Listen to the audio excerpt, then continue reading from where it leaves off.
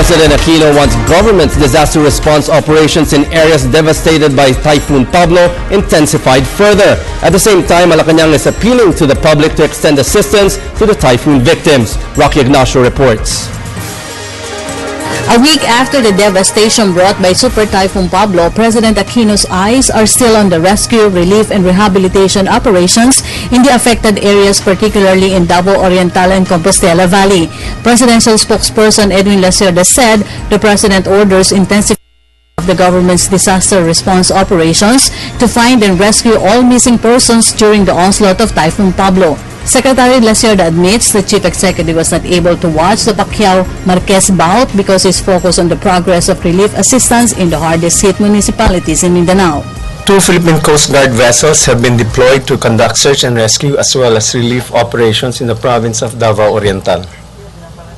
The SARV-3504 has successfully completed its second trip, which transported relief goods and response personnel to the municipality of Baganga and ferried 42 residents of the municipality of Baganga to Mati City, the provincial capital. It is now on standby for a third trip. Another vessel, the SARV-003, is now moored at Sasa Wharf in Davao City. It will be deployed to augment SARV-3504 after refueling.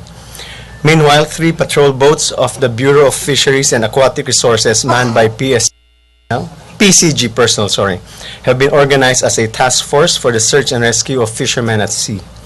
The MCS-3009 is already conducting operations in the area, while 2 more vessels will be dispatched from the port of Mati tonight to augment the effort. According to a report by Transportation Communications Secretary Jun Abaya, 20 fishermen have been rescued, 5 bodies were recovered, and 310 remain unaccounted for. President Aquino has declared the state of national calamity to hasten government's rehabilitation efforts in the affected areas. The red alert status is still in effect in all regional offices of the Philippine National Police in Mindanao to monitor price of basic commodities in the areas following the declaration of national calamity. The Philippine National Police regional offices in Mindanao are also on full alert status, and its investigation units have been mobilized to assist LGUs and the DTI to monitor market conditions for price control violations and unfair trade practices. The DSW shows that the government has enough relief goods for the displaced families. The construction of some 63 bank houses have already started.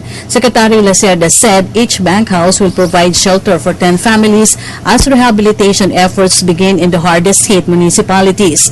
Meanwhile, Malacañang renewed its call on all Filipinos to extend help to the victims of Pablo this Yuletide season.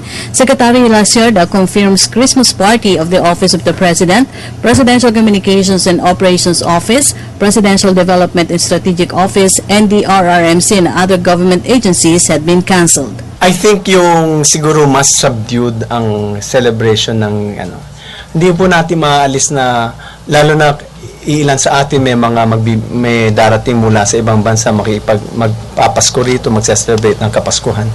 Siguro ang attitude po natin pangalawa, hindi mo rin maiiwasan na magkaroon ng kunting salo-salo pagdating sa Pasko at sa bagong taon. So, ang dito siguro simpleng pagse-celebrate lang ng Pasko. For the People's Television, Rocky Ignacio.